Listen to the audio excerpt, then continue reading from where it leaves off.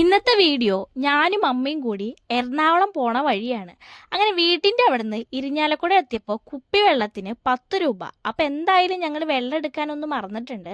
അപ്പോൾ അവിടെ കയറി നമ്മുടെ 20 രൂപയുടെ ബോട്ടിലാണ് ഈ 10 രൂപയുടെ വെള്ളം. ഇതെന്താ സംഭവം എന്നറിയില്ല. അങ്ങനെ ഞങ്ങൾ 2 കുപ്പി വെള്ളം വാങ്ങിയിട്ടാണ് ഞങ്ങളുടെ യാത്ര. ഞങ്ങൾ വീട്ടിൽ നിന്ന് ഇറങ്ങിയപ്പോൾ തന്നെ നല്ലോണം ലേറ്റ് ആയിട്ടുണ്ടായിരുന്നു. അതുകൊണ്ട് നല്ലോണം തന്നെ വെയിൽ കൊണ്ടിട്ടാണ് നമ്മൾ എറണാകുളം പോയത്. അങ്ങനെ അച്ഛൻ്റെ അടുത്ത് എത്തിയിട്ട് ആ ഡിപ്പോയിൽ കാണുന്ന എല്ലാ ബസ്സും വീഡിയോ എടുത്തിട്ടാണ് പിന്നെ ഞാൻ അവിടുന്ന് പോരുക. അങ്ങനെ പതിവ് പോലെ എല്ലാ ബസ്സിനും വീഡിയോ ഒക്കെ എടുത്തിട്ട് അച്ഛൻ താമസിക്കുന്ന റെസ്റ്റ് റൂമിൻ്റെ അവിടെയാണ് ഞങ്ങൾ നിൽക്കുന്നത് കേട്ടോ. അങ്ങനെ ഏത് ബസ് കാണുകയാണെങ്കിലും ആ ബസ്സിനെ ഒന്ന് ഫോട്ടോ അല്ലെങ്കിൽ വീഡിയോ അല്ലെങ്കിൽ അതൊരു കൗതുകമായിട്ട് എപ്പോഴും തോന്നാറുണ്ട്. അത് കാരണം ഞാൻ എപ്പോഴും എത്ര ബസ് കണ്ടാലും ഞാൻ ഇങ്ങനെ എടുത്തോണ്ടേയിരിക്കും. അങ്ങനെ നമ്മുടെ ബസ് ഫുൾ എടുത്തോണ്ടിരിക്കുമ്പോഴാണ് ഇതേ വോൾവോ നമ്മുടെ കർണാടകക്കാരുടെ വണ്ടി കണ്ടപ്പോൾ അതിലെ ഡ്രൈവേഴ്സും അല്ലെങ്കിൽ അവിടുത്തെ അതിലെ സ്റ്റാഫൊക്കെ കിടന്നുറങ്ങണത് ബസ്സിന്റെ അവിടെ തന്നെ. അപ്പൊ തന്നെ എനിക്ക് തോന്നിയിട്ടുണ്ടായിരുന്നു അതിന്റെ ഉള്ളിൽ കൂടെ ഒന്ന് പോകണം, അല്ലെങ്കിൽ ഇത് എങ്ങനെയായി സാധനം ഒന്ന് സെറ്റ് ചെയ്തിക്കണേന്ന് അറിയാൻ വേണ്ടിയിട്ട്. അങ്ങനെ ഞാനും അമ്മയും കൂടിയിട്ട് അപ്പുറത്തൂടെ ഒന്ന് നടക്കാമെന്ന് വിചാരിച്ചു. അങ്ങനെ ഞാനും അമ്മയും ആ ബസ്സിൻ്റെ സൈഡിൽ കൂടെ ഇങ്ങനെ നടക്കാണ് കേട്ടോ. അപ്പോൾ ഇതാണ് അവരുടെ സ്റ്റോറായിട്ട് വരുന്നത്. അവർക്ക് സുഖമായിട്ട് നമുക്ക് ഒരു റൂമിൽ കിടക്കണ പോലെ തന്നെയുള്ള ഒരു ഫീലായിട്ട് കിടക്കാം. പിന്നെ സ്റ്റോർ ചെയ്യണ കുറച്ച് സാധനങ്ങളുണ്ട്. അങ്ങനെ അച്ഛനോട് യാത്ര പറഞ്ഞിട്ട് അവിടുന്ന് ഇറങ്ങി. അങ്ങനെ അവിടുന്ന് നേരെ പോയത് നമ്മുടെ എറണാകുളം ബ്രോഡ്വേയിലാണ്. നമ്മൾ കഴിഞ്ഞ പ്രാവശ്യം വന്നപ്പോൾ അവിടെ തിക്കും തിരക്കായിരുന്നു. ഒരു ഞായറാഴ്ചയായിരുന്നു, അതുകൊണ്ട് നല്ല തിരക്കുണ്ടായിരുന്നു. ഈ പ്രാവശ്യം വന്നപ്പോൾ ഞാൻ അങ്ങനത്തെ ആംബിയൻസ് ആണ് പ്രതീക്ഷിച്ചത്. പക്ഷെ അങ്ങനെ ഒന്നും ഉണ്ടായിരുന്നില്ല ഗൈസ്. അപ്പോൾ എനിക്ക് മനസ്സിലായി ഞായറാഴ്ചയും അങ്ങനെയെങ്കിൽ ഹോളിഡേ ദിവസങ്ങളിൽ മാത്രമാണ് ആൾക്കാർ കുറച്ച് കൂടുതൽ ഉണ്ടാവുള്ളൂ എന്ന് വിചാരിച്ചത് കേട്ടോ.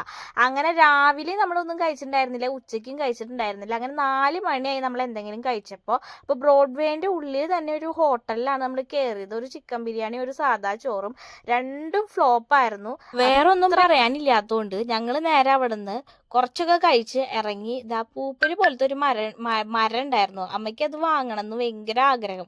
അങ്ങനെ ഒന്ന് പോയി കറങ്ങി കഴിഞ്ഞിട്ട് വീണ്ടും വന്നിട്ടാണ് ആ സംഭവം വാങ്ങിയത്. അങ്ങനെ അതും കഴിഞ്ഞ് നമ്മളിനി നേരെ വീട്ടിൽ പോവാണ് കേട്ടോ. ഉച്ചക്കത്തെ ഫുഡൊന്നും മര്യാദയ്ക്ക് ആവാത്ത കാരണം അതിൻ്റെ നല്ല ക്ഷീണമുണ്ട് ഞങ്ങൾക്ക് 2 പേർക്കും. പിന്നെ അമ്മ വേഗം വീടെത്താനായിട്ട് ഓടി. ഈ എറണാകുളം ഞങ്ങൾ 3 ആളായാലും 2 ആളായിട്ട് വരികയാണെങ്കിൽ ഞങ്ങൾ വരുന്ന വഴി വേറെയും പോണ വഴി വേറെ ആയിരിക്കും. അതെന്താന്ന് ഇതുവരെ പിടി കിട്ടിയിട്ടില്ല.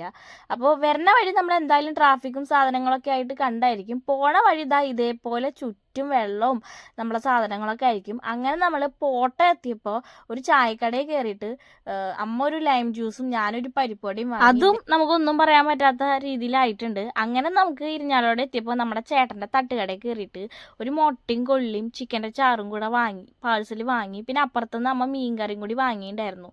അപ്പോൾ ഒന്നും കൂടെ എന്ന് വെച്ചാൽ നമുക്ക് ഉച്ചയും കഴിച്ചിട്ടില്ല, 4 മണിക്ക് കഴിച്ചതും ശരിയായി, നല്ലോണം വിശപ്പുണ്ട്. അങ്ങനെ നമ്മുടെ തട്ടുകടയിൽ നിന്ന് വാങ്ങിയ കൊള്ളിയും മുട്ടയും ചിക്കൻ്റെ ചാറും ഞങ്ങൾ വണ്ടി വെച്ച് കഴിക്കാമെന്ന് വിചാരിച്ചു. വീട്ടിൽ എത്തിയിട്ട് കഴിക്കാനുള്ളൊരു ക്ഷമ ഞങ്ങൾക്ക് തീരെ ഉണ്ടായിരുന്നില്ല.